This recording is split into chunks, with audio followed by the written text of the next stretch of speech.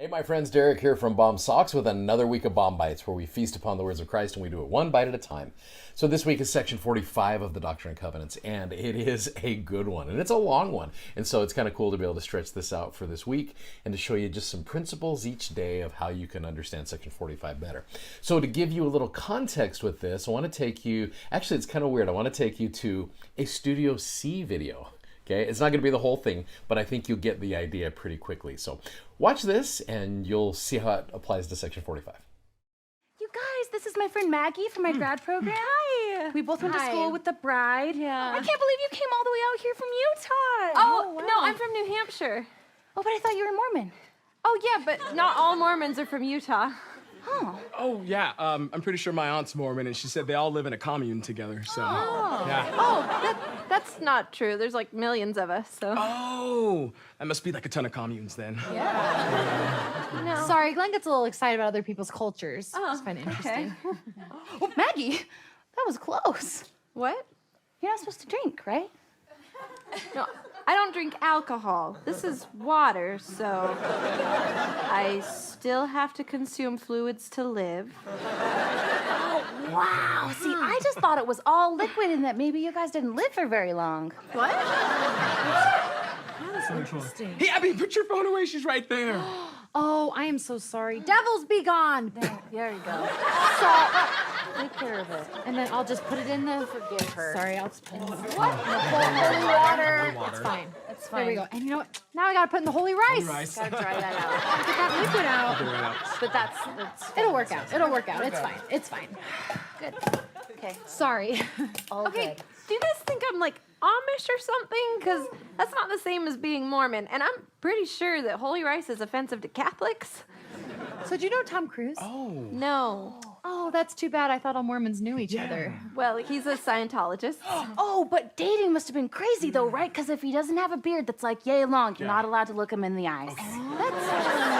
I read that No, somewhere. that's not a thing. Okay. That's not. Or what about when you had to bind your feet till your toes were all deformed? That must have been really hard. You're thinking of Chinese foot binding from like 100 years ago? Oh, yeah. Guys, my aunt told me they can't really talk about their church. That's like the first rule of their church. Fight Club. You're thinking of Fight Club. Oh.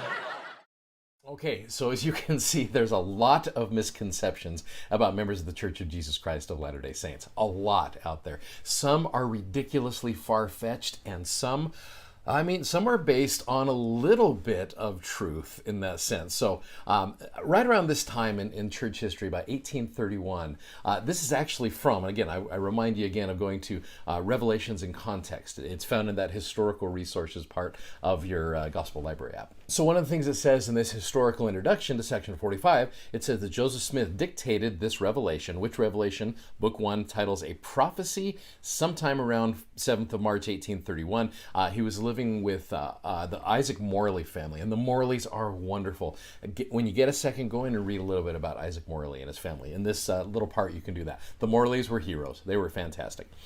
So it says, during this time period where, according to Joseph Smith's history, many false reports, lies, and foolish stories were published in the newspapers and circulated in every direction to prevent people from investigating the work or embracing the faith. Joseph's history reported that this revelation was, quote, the joy of the saints who had to struggle against everything that prejudice and wickedness could invent. That's an interesting statement because you look at that, sadly, it's gotten worse and worse. Even nowadays, you've got everything out there that prejudice and wickedness could invent. Trust me, running an LDS sock company here, about once a couple times a week or so, when I'm running ads, I will see people chime in with some very negative things, and it gets a little disheartening. And so I kind of understand, to some extent, kind of what those feelings are like about you're trying to share a gospel message, but then you've got opposition that comes to it. Well, this section comes as an absolute godsend, literally, to the members of the church. So in the Come Follow Me manual, one of the things it says to introduce this section, and I love this, it says, we live in perilous times, and that can be troubling. Even Jesus' disciples, when they heard him prophesy of the calamities that would occur in our day, they were troubled. The early saints in Kirtland, Ohio were also troubled by the perilous times in which they lived. Among other things, there were many false reports and foolish stories, like we talked about, that were undermining the gospel message. And we see that happening. But the Lord's response then and now is, be not troubled. I love that. Yes, there is wickedness, but there is also evidence that God is hastening his work.